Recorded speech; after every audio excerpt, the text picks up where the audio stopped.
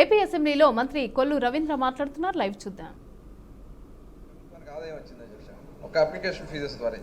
ఇదే కాకుండా first time Andhra రాష్ట్రంలో కల్లు గీత కార్మికుల కోసం కూడా మరి ఈరోజు 340 షాపులు కేటాయించినటువంటి ఘనత కూడా ఇవాళ కూటమి ప్రభుత్వానికి దక్కుద్దనే విషయాన్ని కూడా ఈ సందర్భంగా తెలియజేస్తున్నాం అధ్యక్ష.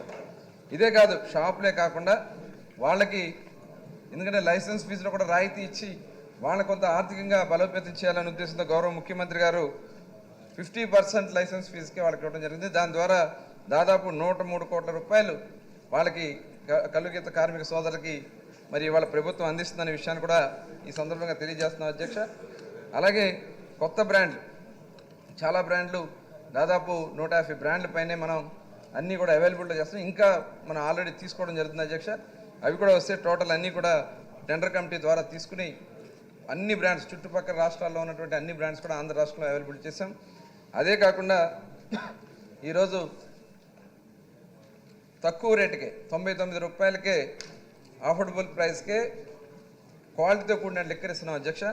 మరి అది కూడా పేద ప్రజలను దృష్టిలో పెట్టుకునే గౌరవ ముఖ్యమంత్రి గారు ఈ పాలసీని తయారు చేయమని చెప్పడం జరిగింది. సబ్ కమిటీ కూడా చాలా బాగా మంచి ప్రపోజల్స్ చేసి ఇవ్వడం జరిగింది అధ్యక్ష. ఇదే కాకుండా దీన్ని BIS FSSAI పరిణామాలతో కూడుకున్నటువంటి వినియోగాన్ని తీసుకొస్తున్నాం అధ్యక్ష.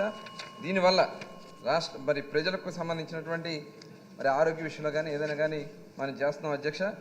ముఖ్యంగా ఇవాళ CBCID ఎంక్వైరీలో చాలా విషయాలు బయటకు వస్తున్నాయి అధ్యక్ష.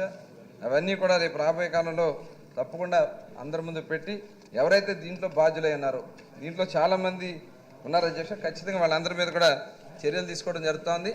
ముఖ్యంగా ఒక విషయం అధ్యక్ష, మొన్న ఈ లిక్కర్కి సంబంధించిన దాని మీద ఒక సిట్ని ఏర్పాటు చేయడం జరిగింది అధ్యక్ష.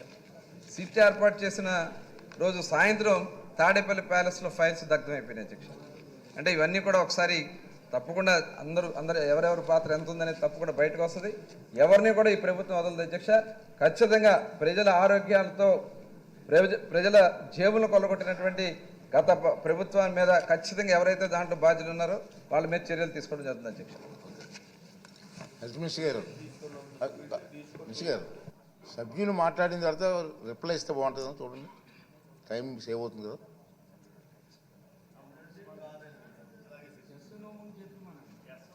అంటే నా సమాధానంలోనే చాలా సమాచారం ఉంది. Carry on. ధన్యవాదాలు అధ్యక్ష. మొదటి ప్రశ్నకి సమాధానం, రాష్ట్రంలో ఎయిడ్స్ వ్యాప్తి క్రమంగా తగ్గుముఖం పడుతున్నది. బి ప్రశ్నకి సమాధానం, 2024-25 సంవత్సరంలో జిల్లా వారీగా ఎయిడ్స్ రోగుల వివరాలు జతపరచడమైంది. సి ప్రశ్నకి సమాధానం, ఎయిడ్స్ రోగులకు సహాయం అందించడానికి మరియు HIV వ్యాప్తిని నిరోధించడానికి ప్రభుత్వం ఈ క్రింది విధంగా సహాయక చర్యలు తీసుకుంటున్నది. HIV కౌన్సిలింగ్, నిర్ధారణ పరీక్ష మరియు తల్లి నుండి బిడ్డకు HIV సంక్రమణ నివారించడానికి 2027 నిర్ధారణ పరీక్ష 2027 నిర్ధారణ పరీక్ష మరియు కౌన్సిలింగ్ సెంటర్ సేవలు అందించడం జరుగుతున్నది. 59 ART యాంటీ రెట్రోవైరల్ థెరపీ కేంద్రాలు సుమారు 2,25,000 PLHIV people living with HIV రోగులకు సేవలు అందిస్తున్నాయి. ART ఔషధాలు మరియు వైరల్ లోడ్ టెస్టింగ్ సేవలు కూడా అందిస్తున్నాయి. 236 స్వతంత్ర ఏకీకృత కౌన్సిలింగ్ మరియు నిర్ధారణ పరీక్షల కోసం 3 విభిన్న కీర్తతో HIV పరీక్షలు నిర్వహిస్తున్నారు. 219 ప్రభుత్వ వైద్యశాలల్లో మరియు 17 ప్రభుత్వ వైద్య కళాశాలల్లో కూడా ఈ సేవలు అందిస్తున్నాం. అన్ని ప్రభుత్వ ఆరోగ్య సౌకర్యాలు, ప్రాథమిక ఆరోగ్య కేంద్రాలు, సామాజిక ఆరోగ్య కేంద్రాలు మరియు కొన్ని ప్రత్యేక సౌకర్యాలతో సహా whole blood finger prick test ఉపయోగించి HIV స్క్రీనింగ్ పరీక్ష అందుబాటులో ఉంది. ఈ సౌకర్యాలు ఖచ్చితమైన పరీక్షల కోసం స్వతంత్ర ICTCల కేంద్రాలకు అనుసంధానించడమైంది.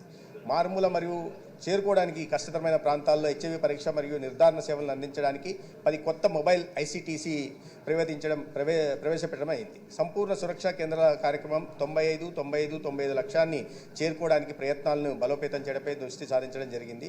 దీని లక్ష్యం HIVతో నివసిస్తున్న 95% మందిని గుర్తించిన 95% వ్యక్తులకు చికిత్స అందించడం, చికిత్స పొందుతున్న 95% వ్యక్తులు వైరల్ అణచివేతను సాధించడం.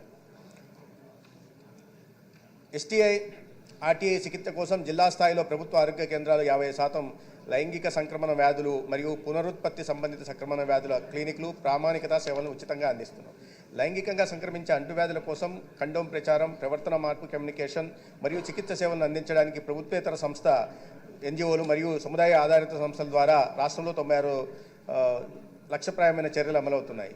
జాతీయ ఎయిడ్స్ నియంత్రణ కార్యక్రమం 5 ద్వారా సమాచార, విద్య, కమ్యూనికేషన్ ప్రచారాలు, అవగాహన కల్పించడం, ప్రవర్తన మార్పును కొనసాగించడం మరియు సానుకూల మనోభావాలు, విశ్వాసాలు మరియు ఆచరణను బలపరచడం ద్వారా సామాజిక రుగ్మత, వివక్షను తగ్గించే లక్ష్యంగా పనిచేస్తున్నాయి. అవగాహనను పెంచడానికి వార్తాపత్రికలు, సామాజిక మాధ్యమాలు, కౌమార విద్యా కార్యక్రమాలు మరియు రెడ్ రిబ్బన్ క్లబ్ల ద్వారా విస్తృత స్థాయి ప్రచారాన్ని ఉపయోగించడం అవుతుంది. హెచ్ఐవితో జీవిస్తున్న 42,845 మందికి నెలకు 4,000 చొప్పున పెన్షన్ ఇప్పటివరకు మంజూరు చేయడమైంది. ప్రస్తుతం 34,550 పెన్షన్ దరఖాస్తులు పరిశీలనలో ఉన్నాయి. శ్రీరామ్ రాజగోపాల్ గారు.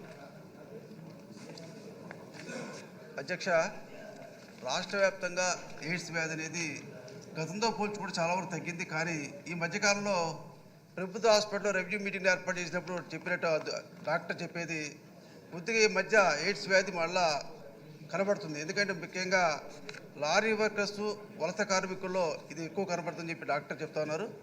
గతంలో మరి ప్రభుత్వం అదేవిధంగా ఎన్జిఓస్ కూడా అవేర్నెస్ ప్రోగ్రామ్ పెట్టేవాడు. ఇప్పుడు ప్రభుత్వం ఎన్జిఓస్ కూడా అవేర్నెస్ ప్రోగ్రామ్స్ చాలా వరకు నామమాత్రంగా పెడుతున్నారు. మరి దీన్ని ప్రివెన్షన్ బెటర్ దాన్ క్యూర్ కాబట్టి ముందుగా నివారణ కోసం ప్రత్యేకంగా అవేర్నెస్ ప్రోగ్రాంలు ఏర్పాటు చేయమని చెప్పి మీ ద్వారా ప్రభుత్వాన్ని కోరుతున్నాం అధ్యక్ష. నెక్స్ట్ రోషన్ కుమార్ గారు.